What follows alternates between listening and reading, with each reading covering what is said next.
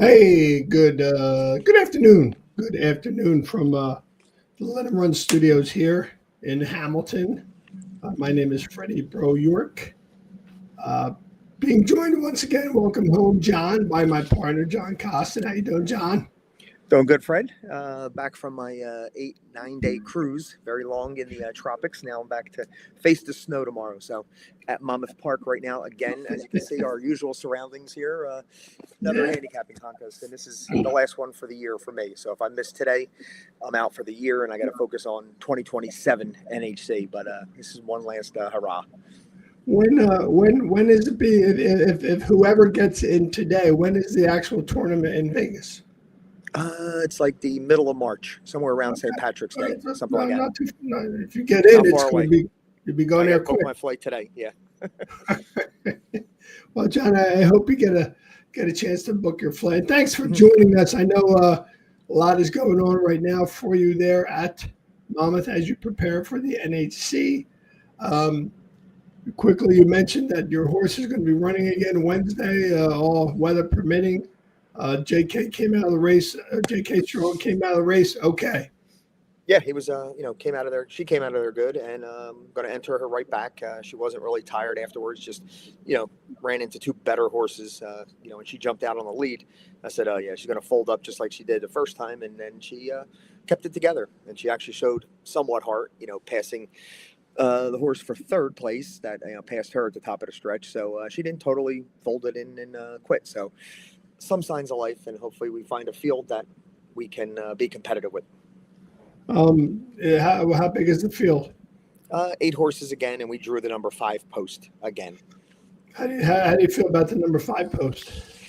She's obviously got that keen speed, so I think that's good. Not being stuck on the rail, that you know, right there. And hopefully, when I look at the race, I didn't see it yet. They just drew it, so I'll see if there's any speed on the outside of her. If not, then that'll be the best. If we're the furthest out, speed would be great.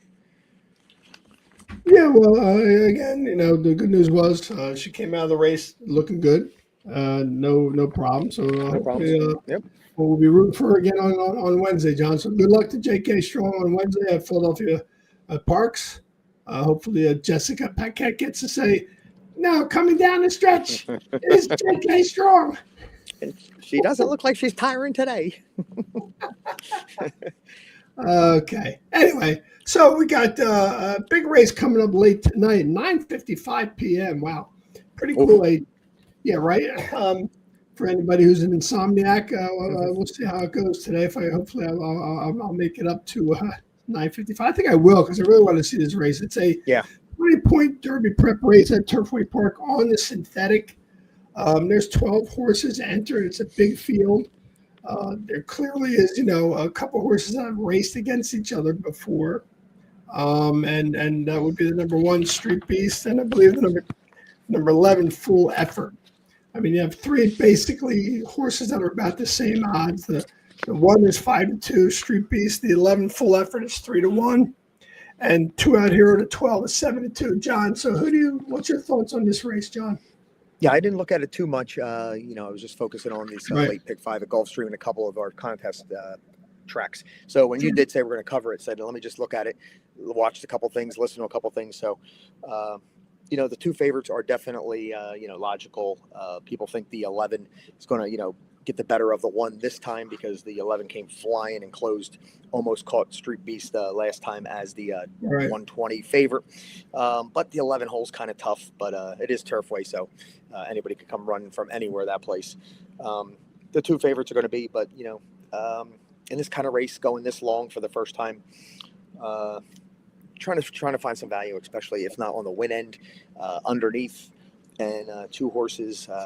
The 10 horse caught my attention. That he's coming off the 3 turf races in his life. Never been on synthetic. Should translate to the synthetic okay. Yeah. And he was much the best in those 2 turf races where it was suicidal speed, and he just held on last time. So I think with a better trip, he might get out there, and the one Street Beast doesn't need the lead, I don't think, and I think they're not going to get caught in a speed duel. So No. I think they'll maybe take back a little bit, and it might let the 10 go as far as he could go, and I'll see at those crazy odds how far he could go. And then the 2 horse lightly raced bred to go, all day long. We'll get a mile and a quarter down the road, no problem. You said the So two are still. Is that the two two are steel still? Imperium, another Yeah. 15-1 shot. All right. The trainer's been, pretty hot over the last 6 months. Sure. So just two that I want to sprinkle in, the 2 and the 10 with the obvious, and take some notes after you. I know you dove into it yesterday, your deep dive. So I want to hear your thoughts, and I'll take some notes on, what I missed. Yeah, well, what's interesting, you mentioned the Steel Imperium, and not one of the horses I chose, but interesting that the jockey is Dylan Machado, who is Lone Machado's younger brother. Lone Machado's on the one, Street Beast, Yep. And his brother's right next to him. It's kind of interesting. But the horse that I'm all over, and I hope that the odds say about this is number 4, Kilo Tango. That horse being ridden by Fernando de la Cruz, who, it's Brad Cox's second horse in the race. I mean, obviously Brad Cox has the number 11 Full Effort, who's going to be a favorite in the race for sure. But I looked at this and I was like, wow, you got Fernando de la Cruz riding for Brad Cox. That sounds unusual. Well, really, it's not unusual. I mean, Brad Cox has given Fernando de la Cruz 8 mounts at Turfway Park, and he's won 4, 50% at Turfway Park, 38% over the last 2 years, over 2025 and 2026, 38% out of 81 mounts. So it's not unusual. I was like, wow, Fernando de la Cruz riding for Brad Cox, interesting. But clearly this horse has a good chance. I mean, he's out of a Candy Ride. Last time out was a random Mayan synthetic, and kind of, if you watch the race, didn't really get started running until about halfway through the race. Once he got his feet under him and he was moving, at the time, Lou Machado was riding him for Brad Cox. Lou Machado is obviously on the one, and he's the only jockey who's been on that horse at all since the horse has been running. So who's Brad Cox reached out to Fernando de la Cruz. So I think that is a big choice, and that's why I really like that horse. I mean, certainly got to use the one. I think the 11 and 12, as you mentioned, are a little compromised because of the post for sure at Turfway Park. Although watching you guys do some of your pick sixes you've been doing at Turfway Park and whatnot, anything can happen at Turfway Park, and then maybe that may help the 11 and 12. But I just think that's a big ask to come from out there. It's a quick run to the first turn. So and the horses on the inside, and I think hopefully the horses to the inside of Kilo Tango go in to give him a chance to get over and save some ground. He's going to become flying at the end. So that's a horse I like, the number 4, John Kilo Tango. With again the horses you mentioned, it's interesting. I looked at Ed's fair odds chart that he puts out for most races. And he's got, my horse, the horse I like, Kilo Tango. He's got his fair odds at 20-1, up from 49 at 12-1. So I'm not sure that's such a good thing. Maybe it will be if he wins. It'll be a real good thing. And your horse, Steel Imperium, 20-1, up from 15-1. That's the fair odds that he has. 4-1, Street Beast. That's the fair odds that Ed has put on Street Beast. Those odds aren't too bad. 2 Out Hero, he's off him a little bit. He gave him a 9-1 fair odds rating, and his morning line was 7-2. So, I don't know, how that may translate to what's happening in the race, but it is interesting to see that how Ed does his. Do check out Ed's fair odds. I do. Yeah. I start with that. I think they mean a lot. Yeah. And that's why I use Equine Edge as well. When Equine Edge has a horse that's 20-1 morning line, and they have them at 12-1, 8-1, I give that horse extra consideration, and it's really good, especially into multi races. And if that horse is hidden into the end of a sequence when it's 20-1 morning line and goes off 8-1, what a advantage for the end of a pick 5. Sure, light it up big time. Yeah. So I think that's interesting. So we'll watch that race. That's not off till 9:55. Between now and then, John, I know you're going to be busy with the contest. Yep. Now we'll go ahead and let's break down the late pick 5 at Gulfstream Park. Starting with race 8, a maiden special 8 mile and an 8 on the dirt. Currently, there's a field of 8, but they did scratch the number 1. You can look at our tickets up there. John and I had a pick five ticket that I played, a pick five ticket that John played. I'll talk first about the horses that I used in it. I only used 2, the 3, and the 5. Love it when Johnny Velasquez takes a first mount for, or gets on a horse for the first time for Todd Pletcher. Sonny Leon rode that horse at Tampa at a mile. Didn't run at all really. Just kind of jogged around the track. Now he's putting Johnny V on his horse, blinkers on. I think that horse has a big chance at 4-1. The favorite's clearly going to be the number 5, Fancy Gentleman. Number 1, Prime Power from Brisnet. That means a lot in a race, especially young horses like this. Out of Authentic, one of the hottest sires there is right now in horse racing. Put up an 80 Beyer speed figure last time out. All he has to do is improve a little bit on that, John. So those are the 2 horses I use, the 3 and the 5, John. Yeah, they're my main 2, and I could almost probably get out with using them too.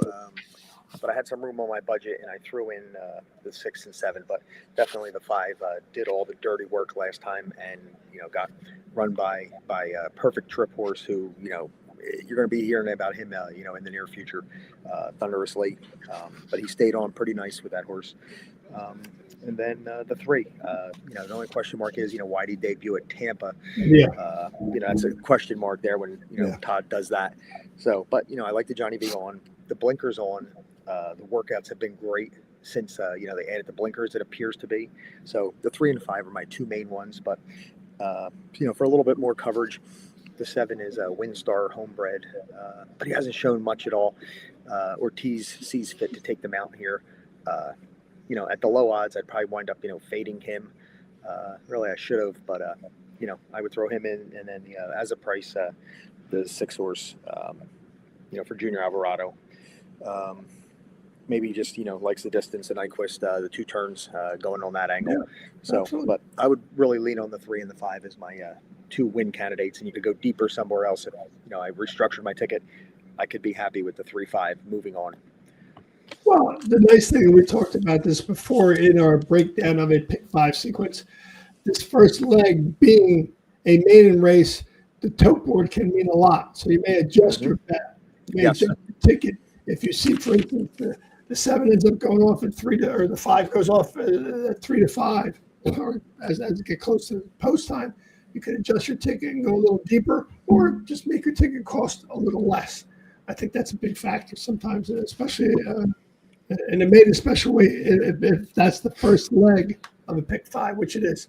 Okay, I would think on that Friday, I would think if the 7 horse, there's a perfect example. If the 7's 2-1 morning line for Brad Cox and Irad Ortiz, and he drifts to 4-1, say, that's as dead as you can get. Cox and Ortiz, going up from the morning line, that means the horse ain't much. So I'm going to watch for that. And if he is bet lower than 2-1, then then he's where he belongs. But if he drifts higher than his morning line, 5-2, 3-1, 4-1, I'm probably going to throw it off my ticket because them connections and a homebred for Windstar. That's the good thing about having that option in the first leg of a pick 5. So the race number 9 at Gulfstream optional claiming 25K, non-winners of 1, going a mile and 16th on the turf. I went deep here. I think as much as the favorite might be looked at as being, again, not the good. I went 2, 6, 7, 9, 10, 11. I like the 2 with Caramonos on him. First time on, the horse is coming out of a race that was a double key race, actually triple key race. The first and second place horses came back to win another race. So did the horse that came in fifth or 6th place. What's interesting too with this horse is that the first time you claim, it says 33%, but it's really higher than that. It says 40%. I looked a little deeper on Brisnet.com, one of our sponsors, looking at their stats that they went a little deeper. This trainer, not a very well-known trainer, Carlos Perez, when he's 40%, and that's out of a sample of 15, so that's a pretty good. So that's why I use the 2. Like I said, I went a little deep. If I get out of the first leg, 6, 7, 9, 10. My best horse here is the 7, Lady Catherine with Edgar Zayas on the horse. I think that horse has a chance to wire the field. I don't really see a whole lot of other kind of heavy front end speed in here. He is an E8 by Brisnet. He's getting Zayas for the first time. Zayas is a good jockey on the speed horse. Riley Mott is training this horse for turf, a good turf trainer. Um, Beating favorite 32%. Another angle that you get from Brisnet. This horse last time out was bet heavily, even money favorite at Presque Downs on synthetic. So I think he's got to obviously take the turf in order to be ready to go. But if he does, and he has the speed that he's shown in the past, I think this horse could get out and possibly fourth. I think his breeding is good for turf. Liam's Map out of Pink Scotiliac. So I think that horse is my best choice of the 2, 6, 7, 9, 10, 11, John. Yeah, the 11, the favorite, when they brought it over here, from Argentina, Michael Dubb, they brought it here with the intentions of being, nice grass stakes horse. In the summer last year, if you saw any interviews or read any articles back in Saratoga, Chad really liked the horse. He thought he was going to be one of the good ones. Just didn't pan out. His buyers keep going downwards. Based on the connections alone, you got to include it. But I'm just going to use defensively. And if you could get a horse like the number 9, Pretty Lavish at 7-2 compared to the 7-5, you're going to get Chad. I would take the Pretty Lavish, who closed a ton last time. Ran good and nice, decent gallop out. Like you said, the 10 would scare me, wire to wire threat. So I'm not going to get beat with a loose lead horse like that. And then the 7 horse, who is always, around, always tries. A little too far. Monmouth Alvarado, leave them off your ticket at your own peril. Yeah, they can't do that. So, and he 15-1 on that, and he went too far last time. Now it's the third time back off the layoff, turning back. Another angle I like.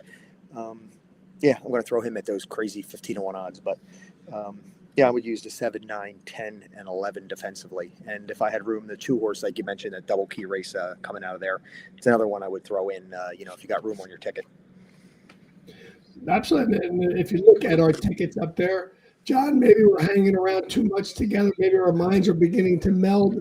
But thank God our voices aren't melding. But, our tickets are the same price. In the next race, we both singled the horse.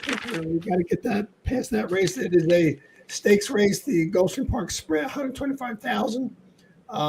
6 furlongs on the dirt. It would appear the favorite, obviously clearly is the number 6, Damon's Mound. Again, we talked about Monmouth Alvarado. I think in the past, I think there was a couple of times I did leave this horse off my ticket. And I paid the price for it. He's 2 for 2 at Gulfstream Park. He has been running in Saratoga, Delaware. I ran a couple times, one time at Parks. So he's been around. He's been settled in at Gulfstream Park for at least a little while now to get ready for this race. Last time out, he won by 2, put up a nice buyer speed figure in the Sunshine Stakes Classics. That's the horse to beat, I think. And then we both singled him, John. So why do you like him? I know you're a little concerned. You think you might want to think about using another horse, but I think if we can both get past this race with the 6, we've got a lot of coverage moving forward. Yeah, I think, he's the best one in the race. If he runs his race, he'll win. He's faced so much better. If you look at those running lines with Bucamdano and Mullican and Little Nye and Bucarino, take them out of the race. He's, pretty dominant. There's knocks against everybody else. The 7 horse for Londo, his speed was his key when, he used to run them off their feet. And then all of a sudden he lost his speed. Sure. Then you got, Yep. Then you got Con Campania on the outside. He is, maybe not as quick. It looks like he's quick, but there's others that are going to be quicker. He's going to be compromised from out there. Wound Up, I think, has to go to the lead. I mean, I think they might, or Ortiz might send him. He ran with Knightsbridge last time. And one I would probably use second best is Jack's Promise. You got to just throw out those Churchill Downs running lines. He just hates Churchill. Put a line through that. He's 2 out of 3 at Gulfstream. 3 out of 5 at the distance. But he likes Gulfstream and hates Churchill. So if you could just buy into that fact. Horses can do that. I've seen that, especially Churchill. And you put a line right through your PPs now and see what it looks like without the Churchill lines. And, he'd be my second choice. And if I could, I'd probably go 2 deep there, 2 and 6 and just, live and die with that. But to make the ticket work for budget, the 6 would be, he's more trustworthy than the 2. Absolutely. I agree with that. So we're getting to another race that is, I think, wide open, which is why I went deep.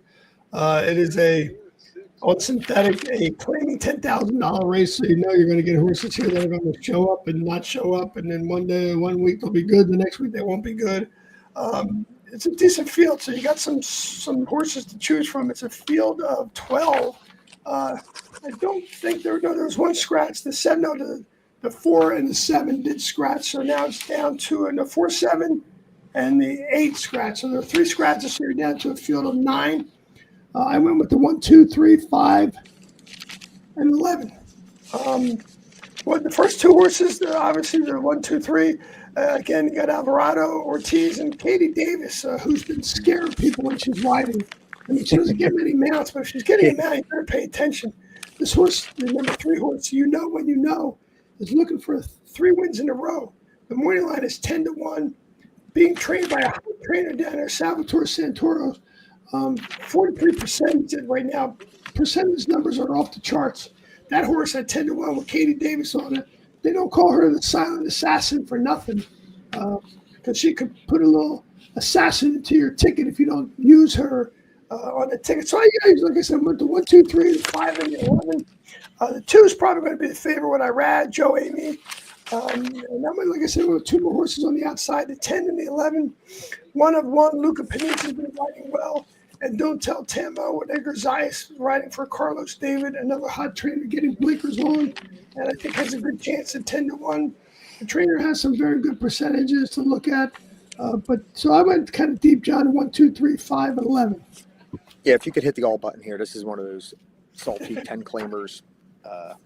Yep. You know, on the price, synthetic at Gulfstream. This is chaos. Yeah. The 1 horse, he could pick up the pieces. He could definitely close.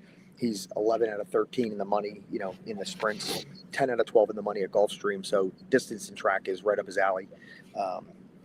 He could, come running by them all. First time off the claim on the 2 horse. The 3 horse just won those last 2 races, went through non-winners of 2, non-winners of 3 lifetime. Now he's got to move up to this salty competition here. Oh, yeah. Big jump, but at 10-1, he's in form, and, he likes the, to synthetic in the track. So, and then the 5 horse maybe was claimed out of late in the year at Woodbine with the intention of bringing it here for this championship meet. So got to include that one. And the 10 was the hot horse in the claim box, claimed 2 out of the last 3 times. Loves the synthetic. Was at 12, 17 out of 29 in the money. Gulfstream loves here. So second time back off the layoff. And you might as well, throw in your 10 as well. I just didn't have the budget to do that, but you can almost play them all here. Like you said, we both went deep. I went 1, 2, 3, 5, 10. Just left out your 11. Yeah. Well, again, I think you got to take a stance somewhere on some horses. Our big stance is the single and the stakes race. This next race, the 12th race, is made a special way. 7.5 furlongs, kind of a quirky distance on turf. I am so sorry the 7 got scratched. Morning Rise out of a Munning Spankstown horse, 20-1. I was going to include that horse in a lot of bets at 20-1. I got that horse in my stable. Working out on turf like crazy. Munning Spankstown horses can come out running on turf. 7.5 furlongs. Nick Juarez, you're familiar with Nick Juarez? He rides at Monmouth a lot, I think, John. Yeah, Juarez is, he rides around here at Monmouth. So I got that horse in my stable. Yes. But in the pick five, I went with the 3, 4, 8, 9. The 3 is the first time started for Brad Cox out of Into Mischief. Right away, you can look at that horse and say he's got a big chance. Vekoma, Edgar Zayas, Vekoma View, riding for George Weaver. That horse closed very strongly last time in a big field with 11 horses on synthetic. It was supposed to be on turf, went on synthetic, and that horse looks pretty good. So I have the 3, 4, and then I went also a little bit to the outside with the 8 and 9. I love the 8, Celebrity Warrior. Again, Ireland bred with Rob Marag on him. Todd Pletcher's putting him. I ride not on him. Saez not on him. He's had just about every. Jose Ortiz first time. Michael Sanchez, Luis Saez, Hirad Ortiz, and now Raj Marag. Kind of turns me off a little bit, but I just think second time Lasix, Todd Pletcher hits at about 28%. And the 9 is another first-time starter, Mon Alvarado. I'm not going to get beat by Mon Alvarado on the last race of the ticket where I have a chance if I'm alive. I don't want to have did that horse come around and say, oh, crap, why didn't I use Martin Alvarado again? Even though it is a first-timer, I don't think most, generally speaking, he has those horses cranked up. But that horse has been working out like clockwork, out of curling, 7.5 furlongs on the turf. Could be something special. We'll see how it goes. Yeah, let me see here. The 5's, going to be tough. He closed, a ton last time into a very slow middle quarter, 24 and change, and he still, was able to, gain ground at the end. And the gallop out was okay. He galloped out in front, didn't really blow him away on the gallop out, but he did gallop out, first around the turn. So the horse was 8-1, took some money. And Riley, like his father, is not really known for the first-time starter, so Sure. He's going to be tough in this spot. The one I'm going to watch, it's the last race of the pick 5, so you're not going to know. But if this horse takes any kind of money, and I really think it could be a single if this horse takes money with Brandon Walsh and Tyler from the rail. So been working out good, and but you're not going to know. So you're not going to know if he's going to take money, or he could go the other way and be 12-1 and be dead on the board, or it could be 5-2 favorite or second choice. The other one for budget purposes, I was able to add in the 8 horse. Just not, I just put him in there just to put him in for Pletcher and Marat. But his 3-year-old debut. I like the 8 horse. Yeah, kind of disappointed in that maiden special rate. He came out of that Salima, which that ultimate low was that horse I bet in the Breeders' Cup who did absolutely nothing. So got beat by that horse, and then came back in the Breeders' Cup Juvenile, ran okay. But then that maiden special weight, first time as a 3-year-old, really $1.40, and really stumbled at the start, and then just really didn't do much running. So as the favorite, it's worth trying to beat, but you got to include, because just stands out on class alone who she faced. So I would be leaning on the 5 and 1 and throw in the 8 in the last leg to get paid. No, listen, we put our tickets up. We've been knocking on the door. We've had a couple of hits with some Pick 5 tickets where it costs us $140 or something and paid $172. Yeah. We'd like to see one where it pays a little bit more.